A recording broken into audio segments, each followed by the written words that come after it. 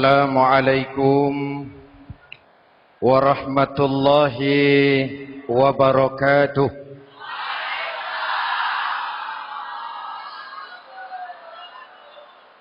Alhamdulillahi rabbil alamin. Wassalatu wassalamu ala asyrafil mursalin Sayyidina wa maulana Muhammadin wa ala alihi wa sahbihi ajma'in, amma ba'du. Saudara-saudara kaum muslimin yang berbahagia, hadirin, kesempatan malam ini saya ingin cerita akhirat saja. Sudah pernah ke akhirat belum? Mau? Kalau mau saya daftar, besok berangkat. Salah satu rukun iman yang 6, percaya kepada adanya akhirat.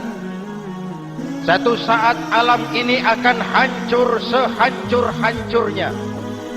Bumi, gempa, gunung meletus, air laut tumpah ke darat, planet-planet bertabrakan, halilintar menyambar, angin topan bertiup, semua yang bernama hidup mati. Itu kiamat. Lalu kita akan dibangkitkan di padang mahsyar, dibangkitkan dari kubur kita masing-masing. Dan subhanallah, pada saat bangkit dari kubur itu, keadaan muka kita ini menurut satu riwayat berubah menurut amalan kita masing-masing. Jangan heran nanti ada yang dibangkitkan dari kuburnya itu mukanya berubah jadi muka tikus. Hebat sekali, badannya badan manusia, tangannya tangan manusia, mukanya muka tikus. Sebab apa? Sebab waktu di dunia amalannya amalan tikus. Apa amalan tikus itu? Suka menggeragoti barang yang disimpan rapi-rapi.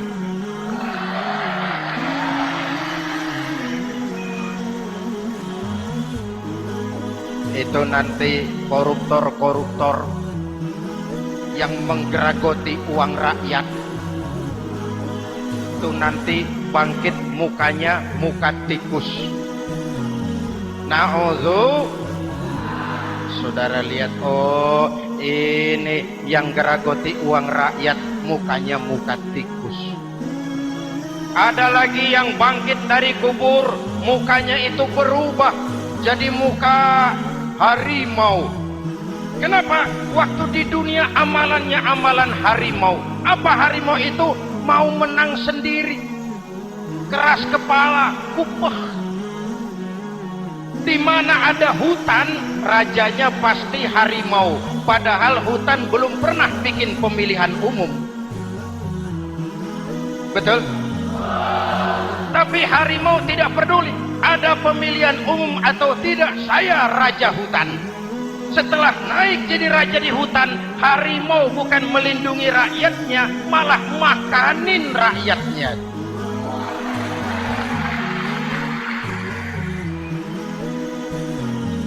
Orang-orang yang mau benar sendiri. Ada lagi yang bangkit dari kubur, gagah, mukanya muka ketek. Sebab apa? Waktu di dunia amalannya amalan ketek. Apa ketek itu? Rakus, serakah, tamak. Coba, ketek itu kasih pisang, dimakan. Berikan lagi, pegang. Berikan lagi, kakinya yang megang. Temannya diberikan, masih dirampas juga. Ketek. Serakah. Kalau mental ketek masih gentayangan di republik ini, maka pemerataan cuman akan jadi dongeng. Kaum muslimin yang berbahagia, pada saat itu di akhirat nanti Setiap orang sibuk dengan urusannya sendiri-sendiri. boleh jadi setiap kita lalu akan dimintakan pertanggungjawaban jawab.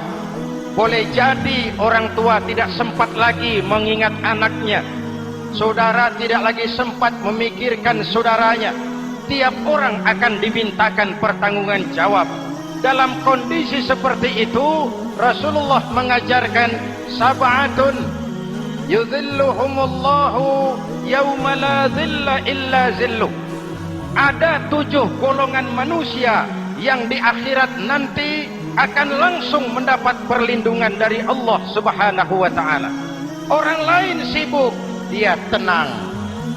Orang lain resah dan gelisah, dia ayem.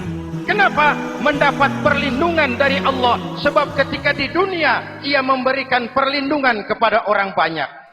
Siapa mereka? Mudah-mudahan kita termasuk salah satu di dalamnya. Mencari perlindungan Allah lebih-lebih dalam situasi sekarang ini. Pertama, imamun adil. Yang akan mendapat perlindungan langsung dari Allah adalah pemimpin yang adil. Sebab apa? Pemimpin yang adil melindungi banyak rakyat, maka pantas di akhirat dilindungi oleh Allah Subhanahu. Kita ini kan zon politik kan. Kita ini makhluk yang tidak mungkin hidup sendiri-sendiri. Untuk melaksanakan hajat bersama, kita memerlukan pemimpin. Memilih pemimpin itu tidak sulit. Dalam fikih, ketika sholat, itu dijelaskan bagaimana cara memilih imam. Siapa yang diangkat jadi imam? Pertama, a'lamuhum. Orang yang paling alim di kampungmu siapa? Angkat jadi imam. Yang paling alim, paling menguasai persoalan, sehingga bisa membawa bangsa keluar dari kesulitan. Pemimpin yang bisa menyelesaikan masalah, bukan yang menimbulkan masalah.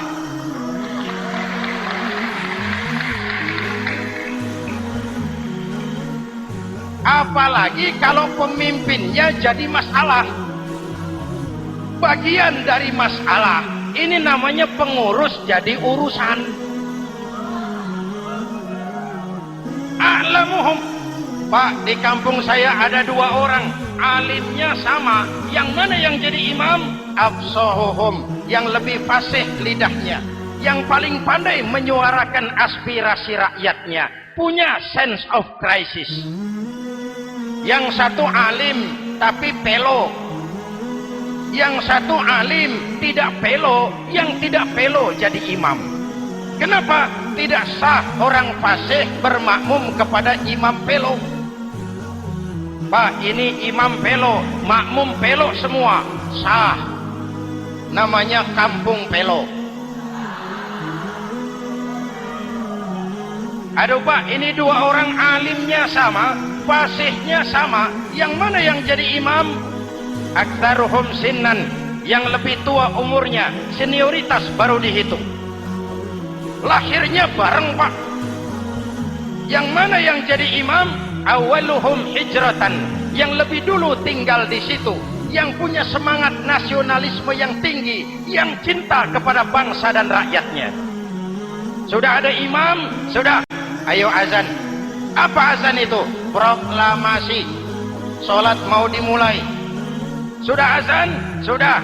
Qobliyah 2 rakaat, qobliyah. Apa qobliyah itu? Dulu ada namanya Panitia Persiapan Kemerdekaan Indonesia, qobliyah. Sudah qobliyah? Sudah. Luruskan shaf, atur barisan yang lurus, rapatkan barisan. Apa ini? Bentuk pemerintahan yang kompak, bersih, berwibawa. Jangan sesama elit saling tawuran.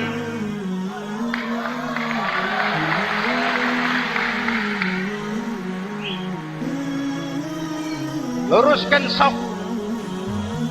Lalu shaf yang terdepan hendaknya diisi orang yang sedikit alim. Tidak perlu alim betul, sedikit alim. Maksudnya apa? Kalau imam keliru dia bisa tegur. Kalau imam salah dia bisa tegur. Kalau imam batal dia bisa gantikan. Ini wakil-wakil makmum. DPR, DPRD. wakil-wakil makmum. Sudah, ayo imam pimpin sholat. Sepakati dulu kita mau sholat apa, rakaatnya berapa, surah yang mau dibaca apa, pakai sujud tilawah apa tidak, supaya makmum tidak kaget-kagetan. Rakyat harus dikasih tahu pemimpinnya mau kemana, visinya apa, supaya makmum ikutnya ikhlas. Jelas? Hadirin yang saya hormati, kita memerlukan pemimpin yang adil, yang menaungi rakyatnya, sehingga dengan demikian nanti mereka akan dinaungi langsung oleh Allah Subhanahu. Mudah-mudahan Allah memberikan kepada kita rakyat dan bangsa Indonesia ini pemimpin yang adil. Saya yakin perjalanan waktu akan mengantarkan kita di mana orang-orang akan terbuka topengnya, sehingga akan jelas mana pembela rakyat, mana penyengsara rakyat.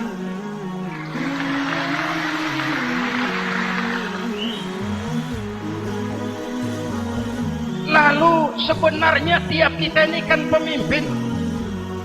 Pak Lurah pemimpin di kelurahannya, Pak Camat pemimpin di kecamatannya, kepala suami pemimpin di rumah tangganya, anak muda pemimpin bagi dirinya, dan setiap kita akan dimintakan pertanggungan jawab tentang apa yang kita pimpin.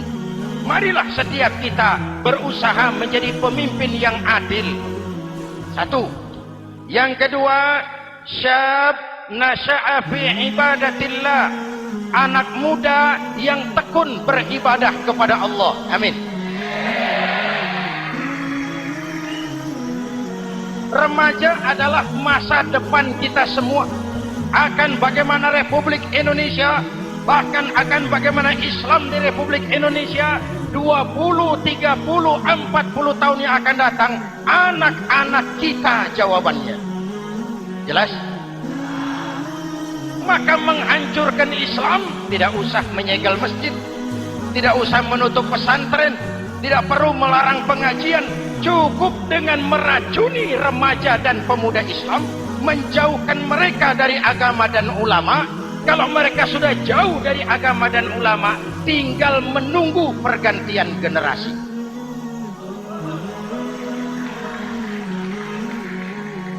Maaf, kalau yang sudah 60 tahun ke atas itu saya anggap angkatan selamat. Generasi tanda seru. Insya Allah mantap akidahnya, tidak goyah imannya. Tapi yang 30 tahun ke bawah, adik-adik saya ini, the next generation, kalian yang jadi pilot project. Hei remaja-remaja Islam, kalau mau jadi remaja dan pemuda modern, jangan dekat-dekat ke masjid kuno. Masjid khusus 70 tahun ke atas. Baca Quran kampungan, ngaji urusan akhirat. Seiring dengan itu, modernisasi diartikan dengan westernisasi. Kau tidak bisa jadi pemuda modern kalau semua yang datang dari barat belum kau telan mentah-mentah. Kau harus bisa bergaul seperti orang barat, berpakaian seperti orang barat, berumah tangga seperti orang barat, makan minum seperti orang barat. Kalau nyanyi lagunya lagu barat yang orang lain nggak ngerti, kamu juga nggak tahu. Mengalirlah narkoba dalam segala bentuknya. Maka muncullah generasi-generasi santai, generasi-generasi salon yang mencoba mencari pelarian hanya dengan kesenangan sesaat, tapi menghancurkan masa depan yang pasti.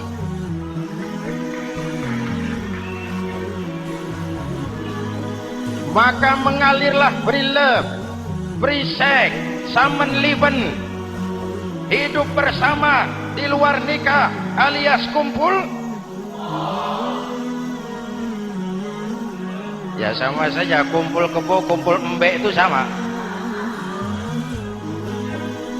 Hadirin yang saya hormati, kalau sudah hancur tinggal menunggu pergantian generasi.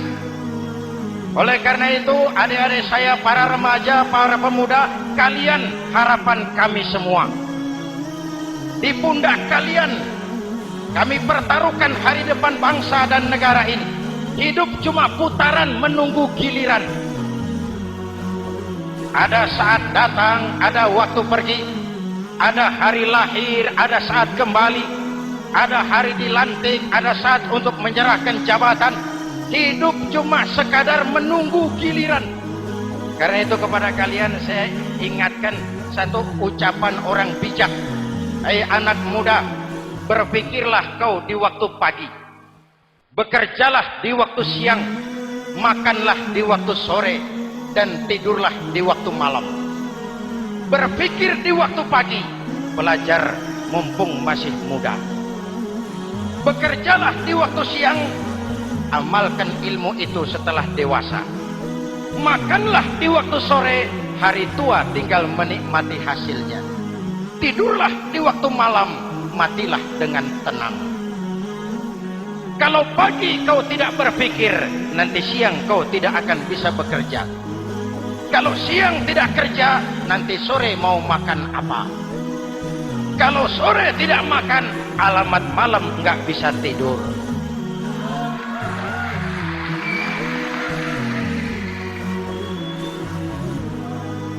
Kalau waktu remaja, waktu muda maunya santai-santai saja, dewasanya bingung. Kalau dewasanya bingung, hari tua terlunta-lunta. Kalau hari tua terlunta-lunta, matinya menteleng.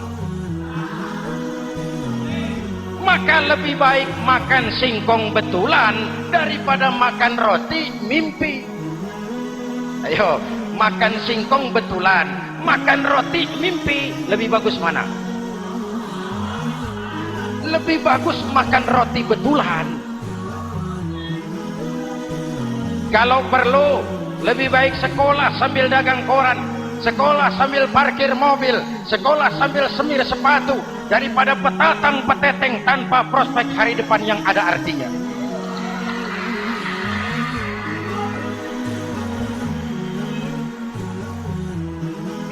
Inilah golongan kedua yang nanti akan langsung mendapat perlindungan dari Allah. Anak muda yang tekun ibadah. Kalau orang tua tekun ibadah, pantas. Orang tua rajin ibadah, tidak istimewa. Masya Allah Pak, itu orang tahajudnya hebat, wirid yasinnya mantap, puasanya luar biasa, zikirnya mantap. Umurnya berapa? 70. Wajar. Lalarwi sanjo. Sudah larut senja. Kalau 70 masih jadi preman, kapan tobatnya? Tapi kalau ada anak muda, darahnya masih mengalir dengan panas, keinginannya masih sejuta khayal, dia bisa salurkan di jalan Allah, itu amat disukai Allah, dan itu akan mendapat perlindungan langsung dari Allah Subhanahu. Hadirin kaum muslimin di seluruh tanah air yang saya cintai.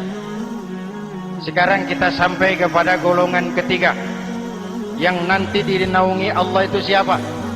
Rajulun qalbuhu mu'allaqun bil masajid. Seseorang yang hatinya selalu terpaut kepada masjid. Masjid memang tempat melaksanakan sholat, tapi lebih dari itu dia adalah pusat kegiatan umat. Umat Islam dengan masjid seperti ikan dengan air, tidak boleh berpisah. Sehingga ada hadis qudsi mengajarkan, inna buyuti fil ardil masajid wa inna zuwari fiha ummaruha. Rumahku di permukaan bumi adalah masjid. Orang-orang yang memakmurkan masjid adalah tamuku.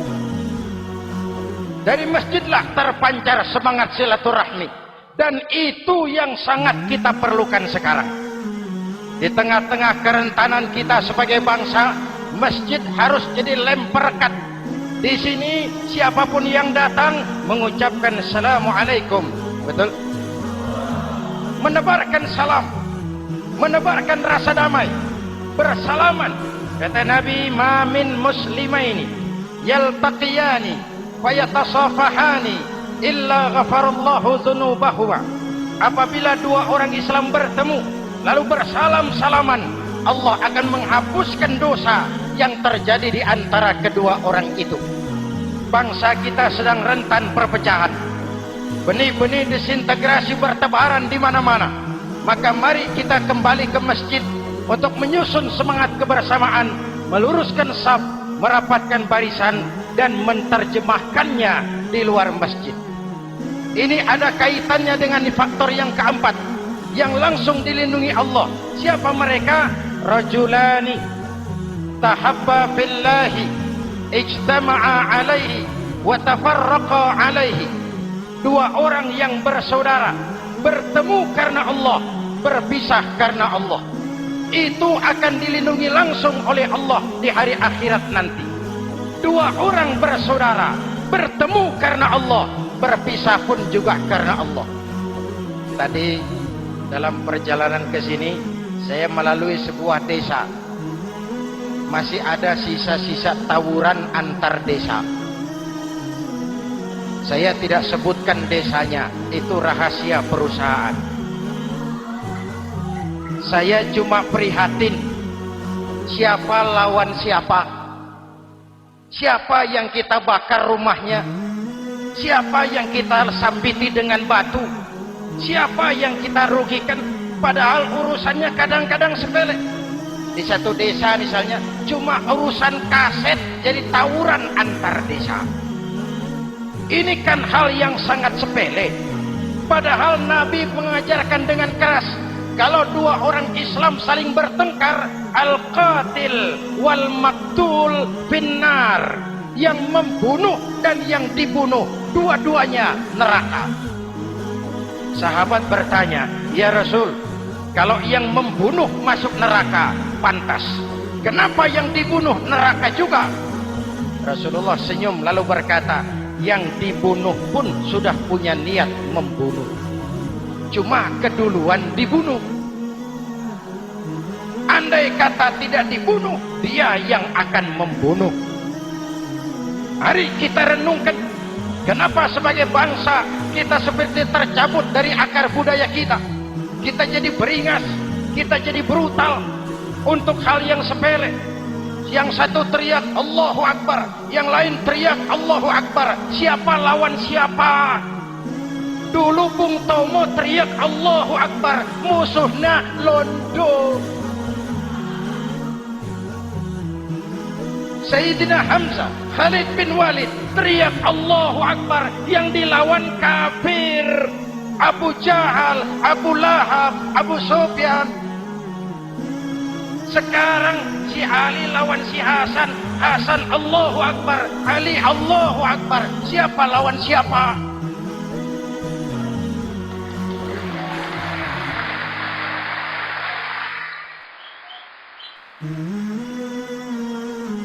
Kenapa kita jadi begitu mudah menggunakan nama Tuhan untuk melampiaskan ambisi pribadi? Kenapa Allahu Akbar yang begitu sakral kita lepas cuma untuk pelampiasan sebuah dendam?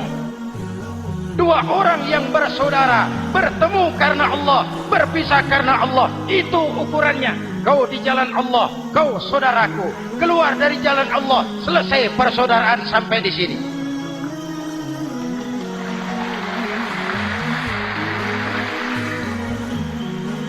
Hadirin, lewat mimbar ini saya kembali menekankan, mari kita pelihara kerukunan. Pertama, rukun antar umat seagama. Sesama muslim harus bersatu.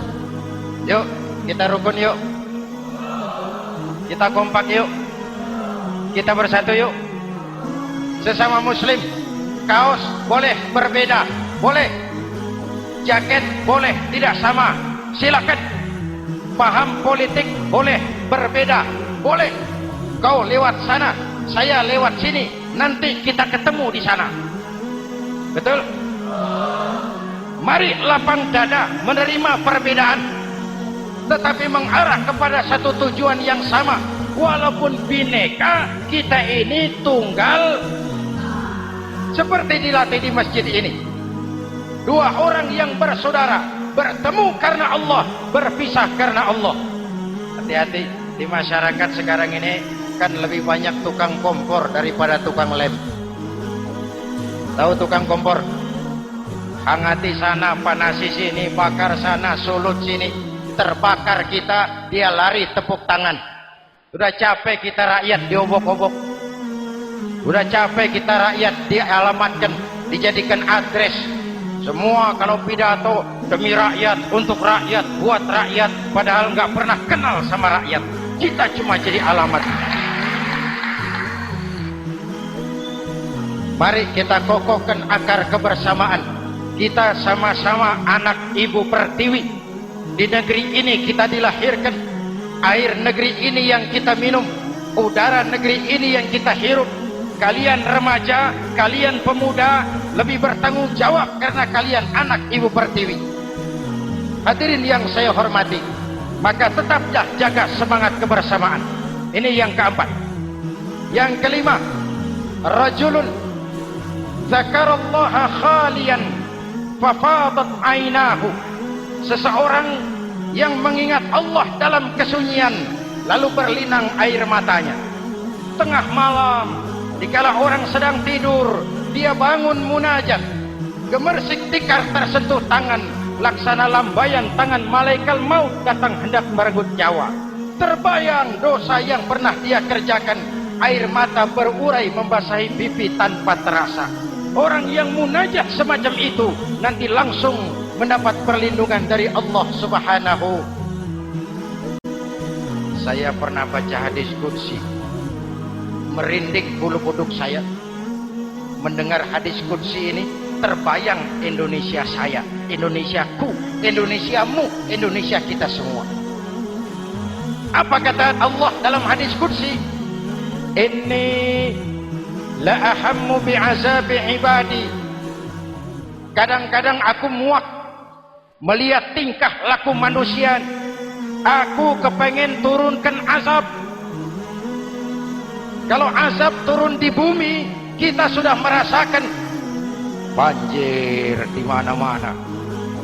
Manado banjir, Sumatera Barat banjir, Jambi banjir, Bengkulu, tanah longsor di Purworejo, Cilacap banjir, Sukabumi gempa, Pandeglang gempa, ekonomi terpuruk, antar kampung tawuran, antar elit di atas tawuran.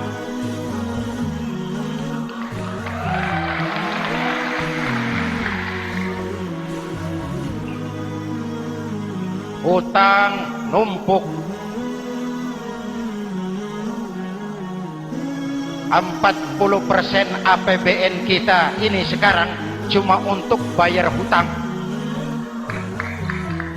Itu pun dengan asumsi dolar 7.000, 9.000, artinya sekitar 50% APBN kita untuk bayar hutang.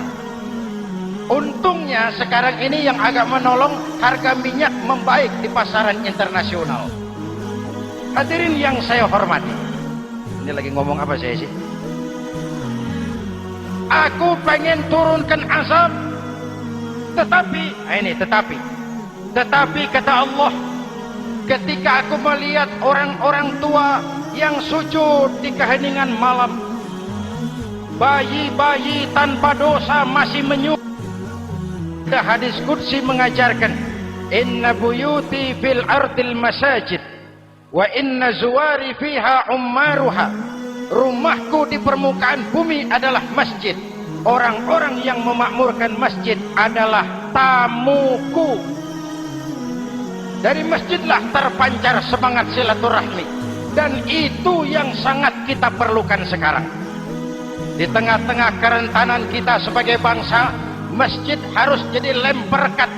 Di sini siapapun yang datang mengucapkan assalamualaikum. Betul? Menebarkan salam, menebarkan rasa damai, bersalaman. Kata Nabi, ma min muslimaini yaltaqiyani wa yatasafahani illa ghafarallahu dzunubahuma. Apabila dua orang Islam bertemu lalu bersalam-salaman, Allah akan menghapuskan dosa yang terjadi di antara kedua orang itu. Bangsa kita sedang rentan perpecahan. benih-benih disintegrasi bertebaran di mana-mana. Maka mari kita kembali ke masjid untuk menyusun semangat kebersamaan, meluruskan saf, merapatkan barisan, dan menerjemahkannya di luar masjid. Ini ada kaitannya dengan faktor yang keempat yang langsung dilindungi Allah. Siapa mereka? Rajulani tahabba fillahi ijtama'a alaihi wa tafarraqa alaihi. Dua orang yang bersaudara, bertemu karena Allah, berpisah karena Allah. Itu akan dilindungi langsung oleh Allah di hari akhirat nanti. Dua orang bersaudara, bertemu karena Allah, berpisah pun juga karena Allah. Tadi dalam perjalanan ke sini saya melalui sebuah desa. Masih ada sisa-sisa tawuran antar desa. Saya tidak sebutkan desanya, itu rahasia perusahaan. Saya cuma prihatin siapa lawan siapa. Siapa yang kita bakar rumahnya, siapa yang kita sambiti dengan batu, siapa yang kita rugikan, padahal urusannya kadang-kadang sepele. Di satu desa misalnya cuma urusan kaset jadi tawuran antar desa.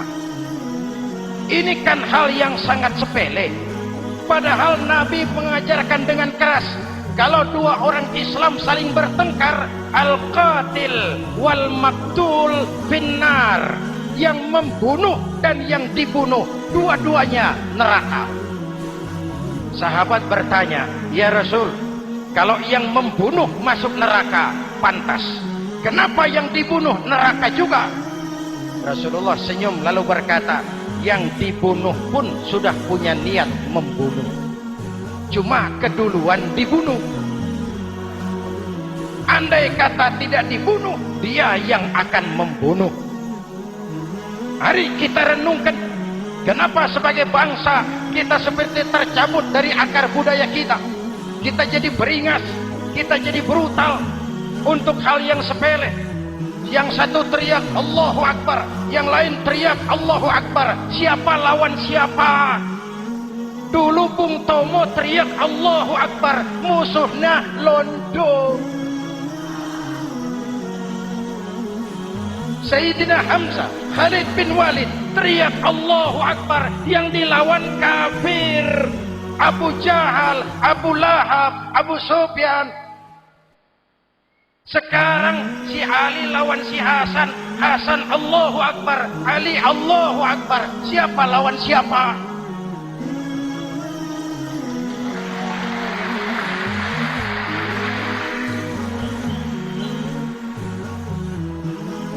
Kenapa kita jadi begitu mudah menggunakan nama Tuhan untuk melampiaskan ambisi pribadi? Kenapa Allahu Akbar yang begitu sakral kita lepas cuma untuk pelampiasan sebuah dendam? Dua orang yang bersaudara, bertemu karena Allah, berpisah karena Allah. Itu ukurannya. Kau di jalan Allah, kau saudaraku. Keluar dari jalan Allah, selesai persaudaraan sampai di sini.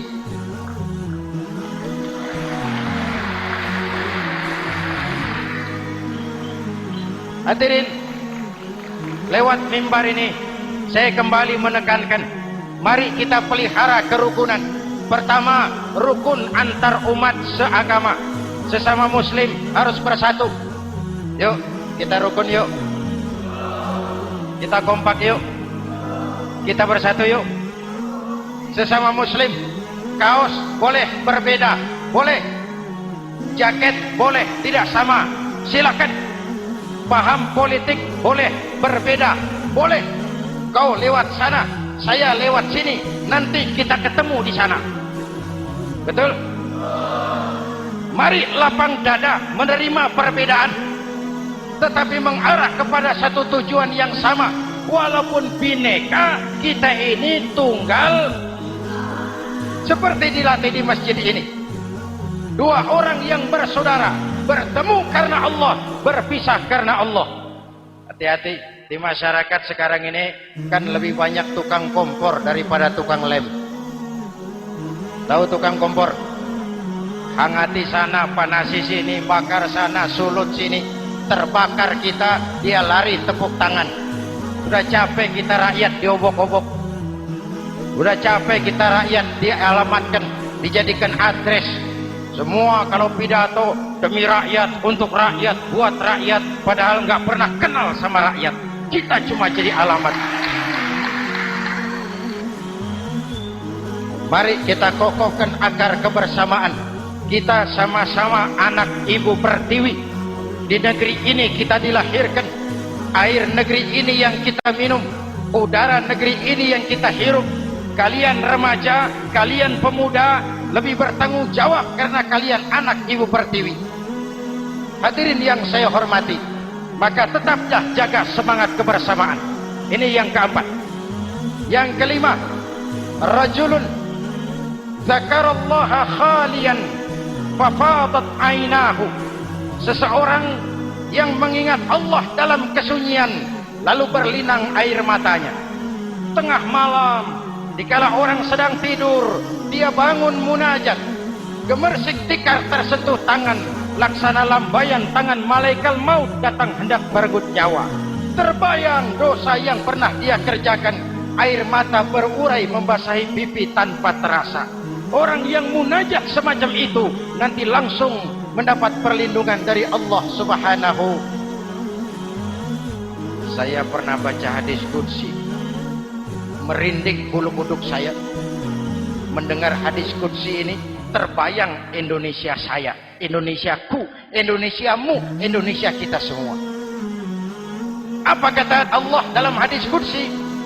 Inni la ahammu bi'azabi ibadi. Kadang-kadang aku muak melihat tingkah laku manusia. Aku kepengen turunkan azab. Kalau azab turun di bumi, kita sudah merasakan banjir di mana-mana. Manado banjir, Sumatera Barat banjir, Jambi banjir, Bengkulu, tanah longsor di Purworejo, Cilacap banjir, Sukabumi gempa, Pandeglang gempa, ekonomi terpuruk, antar kampung tawuran, antar elit di atas tawuran.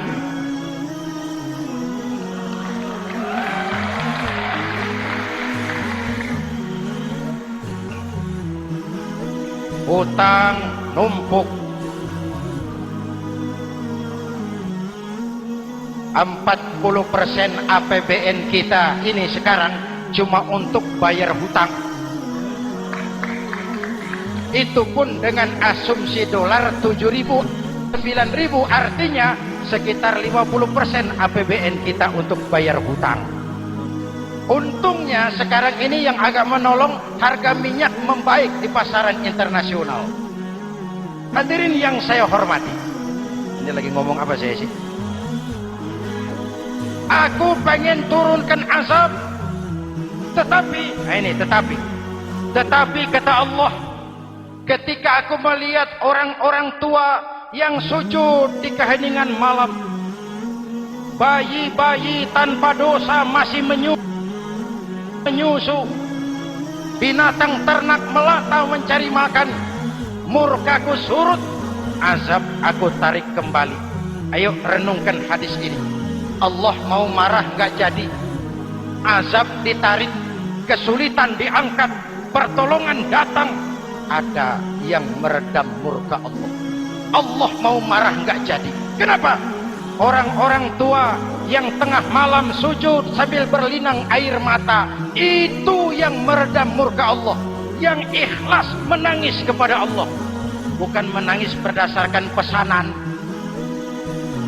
Ini kan sekarang apa yang nggak bisa dipesan? Istighosah pesanan, demo pesanan, 10.000 berangkat. Ngerti apa enggak urusan soal lain.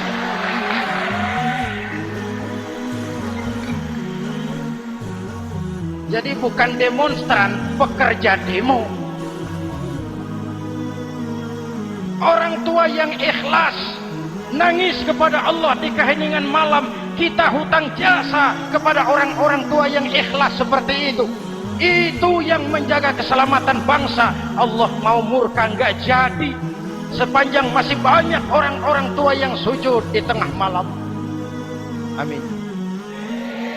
Yang kedua, bayi tanpa dosa masih menyusu. Tanpa dosa. Binatang melata mencari makan. Sekarang bagaimana kesulitan, gak mau panjang. Mengamalkan hadisnya terbalik. Yang disuruh itu orang tua tengah malam sujud. Bayi tanpa dosa nyusu.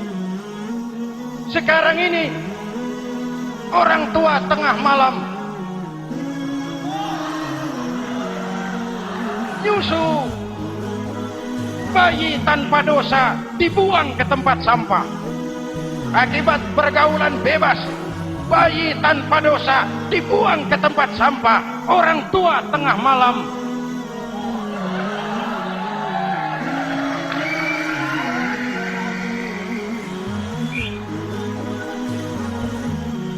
hadirin. Yang keenam, rajulun da'athum ra'atun zatu mansibin wa jamalin ila nafsiha faqala inni akhafullaha rabbal alamin. Orang yang bermoral dibujuk rayu oleh perempuan cantik, lalu dia berkata, maaf, saya takut kepada Allah. Orang bermoral yang merasakan kehadiran Allah dekat dalam hidup. Umpama waktu puasa, saudara sholat zuhur, sebelum sholat saudara berwudu, ketika berkemur saudara korupsi, sedikit airnya saudara minum. Jangankan polisi, teman wudu sebelah pun tidak tahu kalau waktu berkemur saudara korupsi. Kenapa kita tidak mau melakukan? Ada rasa malu kepada Allah. Ini yang perlu kita tumbuh kembangkan, rasa malu kepada Allah subhanahu wa ta'ala.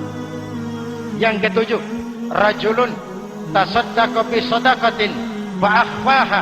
Orang yang bersedekah lalu disembunyikan sehingga tangan kiri tidak tahu apa yang diberikan oleh tangan kanan.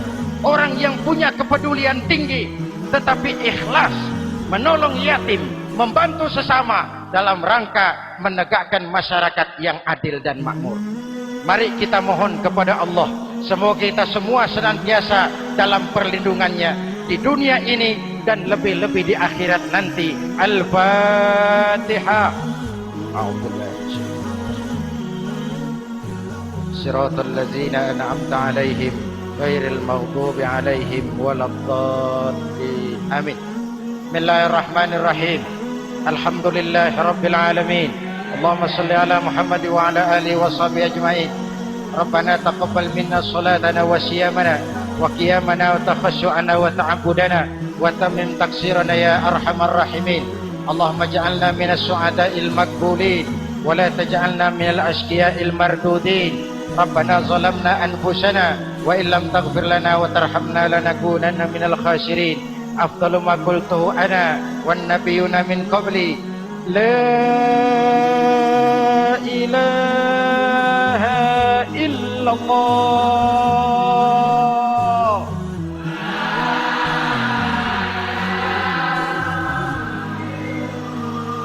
La ilaha illallah.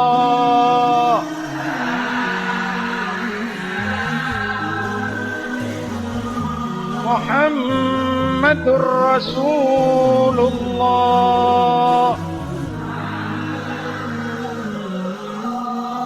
Kalimatu haqqin 'alaiha nahya wa 'alaiha namut wa 'alaiha numashu insyaallah minal aminin. Wa akhiru da'wana alhamdulillahi rabbil alamin. Assalamualaikum warahmatullahi wabarakatuh.